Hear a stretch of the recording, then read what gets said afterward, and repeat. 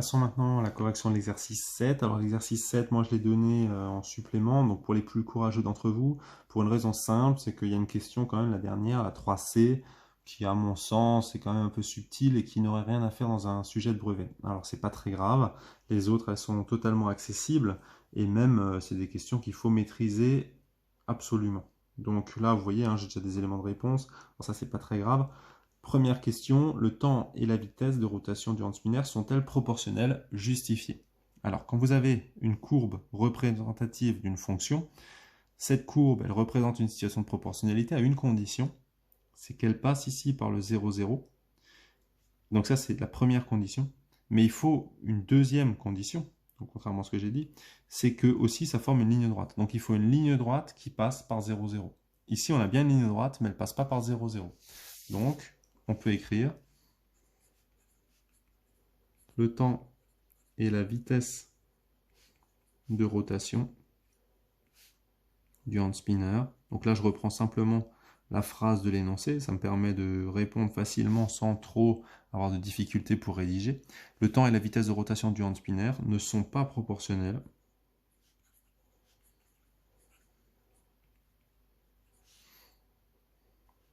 car la courbe représentative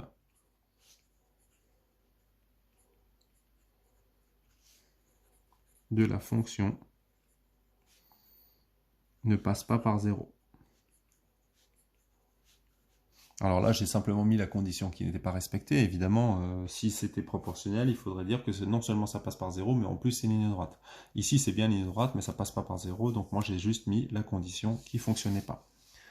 Par lecture graphique, répondre aux questions suivantes. Quelle est la vitesse de rotation initiale du hand spinner? Alors, initiale, ça veut dire au début. Donc au début, vous êtes ici à 0 secondes.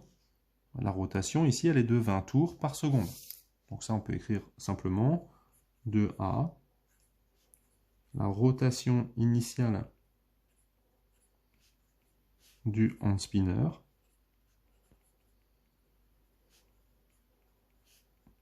est de 20 tours par seconde. Maintenant, on passe à la question B. Quelle est la vitesse de rotation du hand spinner en nombre de tours par seconde au bout d'1 minute et 20 secondes? Donc ça, c'est ce que j'ai mis ici. Donc, première chose, 1 minute 20 secondes. Si on observe le graphique, on se rend compte qu'ici, on est simplement en secondes. Donc, ça veut dire qu'il faut savoir combien ça fait de secondes. 1 minute 20 secondes, c'est 60 secondes plus 20 secondes, et donc ça fait un total de 80 secondes. Donc, sur votre graphe, vous vous placez à 80, vous mettez votre flèche qui monte, vous tapez le graphique, et vous venez regarder combien ça donne ici en ordonnée. Moi, j'ai mis des flèches simplement pour orienter et comprendre dans quel sens j'ai lu mon résultat. Donc on peut écrire que d'après le graphique,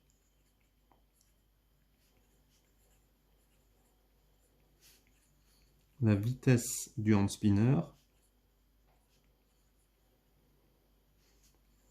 est de 3 tours par seconde au bout de 80 secondes.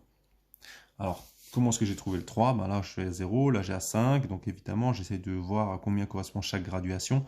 Donc j'ai 1, 2, 3, 4, 5. Donc ça veut dire que c'était bien le 3. Au bout de combien de temps le hand spinner va-t-il s'arrêter? Donc, il s'arrête quand? Il s'arrête quand le graphique, évidemment, lui, il rejoint le 0. Donc là, j'ai 80, j'ai 100. Là, j'ai 5 graduations entre 80 et 100. Ça veut dire qu'au bout de 2,5, j'ai 90. Donc moi, en lecture graphique, je trouve à peu près entre 93 et 94. Je ne suis pas tout à fait au milieu. Donc moi, je mets 93 ici. Après, on verra si la suite me donne raison ou pas. Donc on peut écrire le hand spinner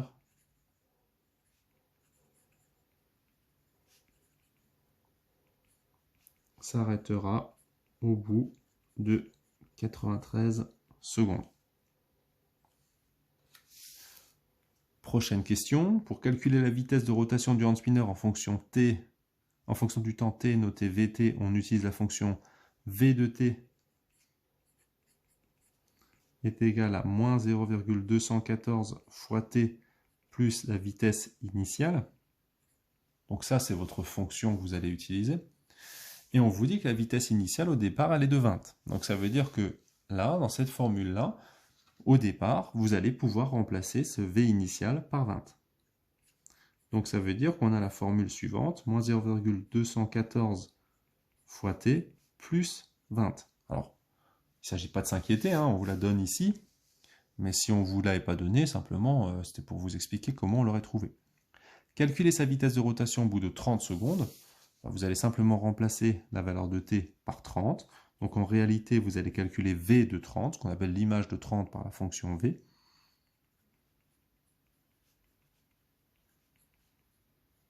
Voilà, et quand on a calculé, eh ben, naturellement, on va trouver ici à peu près 13,58 tours. Donc tours par seconde, puisqu'il s'agit d'une vitesse. Passons maintenant à la question B. Donc la question B, c'est au bout de combien de temps le hand spinner va-t-il s'arrêter? Il s'arrête quand? Il s'arrête quand finalement il tombe sur le 0. Donc c'est la valeur qu'on avait trouvée précédemment. On va voir maintenant si on trouve bien le 93.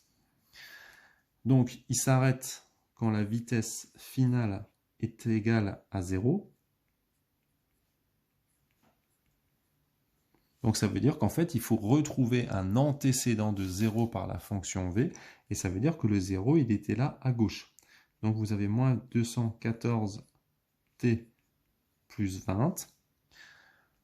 On a ici une équation de degré 1. Alors vous avez peut-être plus l'habitude de la résoudre avec x, mais finalement c'est exactement le même procédé.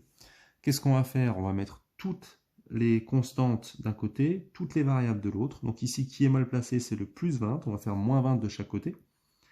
On a 0 moins 20 est égal à moins 0,214t plus 20 moins 20.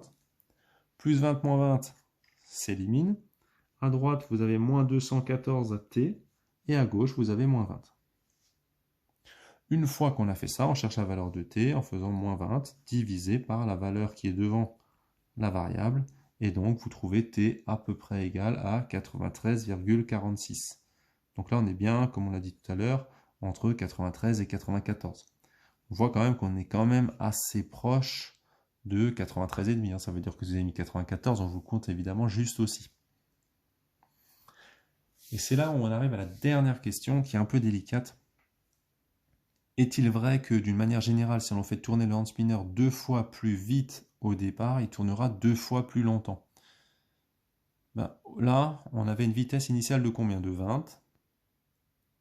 Donc, s'il tourne 2 fois plus vite, il ne va pas tourner à 20 tours par seconde au début, mais il va tourner à 40 tours par seconde. Et donc, on va essayer de retrouver simplement le temps nécessaire pour qu'il s'arrête au bout de 40 secondes. Donc, on va refaire une nouvelle équation où cette fois-ci, on a v de t qui est égal à moins 0,214 fois le temps, plus, pas 20 cette fois-ci, mais 40. Et c'est là où il y avait peut-être cette petite difficulté à comprendre que là, à la place du 20, il fallait mettre 40 et donc retrouver la valeur de t pour qu'on trouve ici 0. Donc c'est quand même relativement complexe, c'est peut-être pas quelque chose à laquelle on penserait tout de suite. On va faire moins 40 de chaque côté.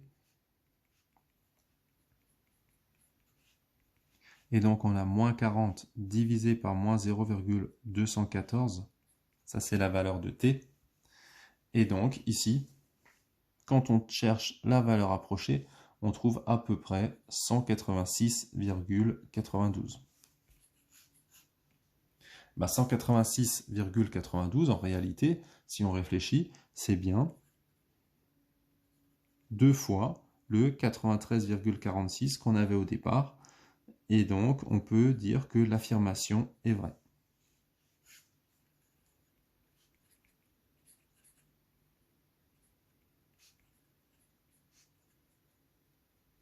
Alors attention, ça c'est vrai pour 20 et 40. Si on voulait montrer que c'était vrai pour toutes les valeurs de t, il faudrait réussir à le montrer, mais là, on passe hors programme, puisque finalement, vous arrivez à devoir prouver des choses avec deux variables. Et donc là, c'est quand même un peu plus délicat.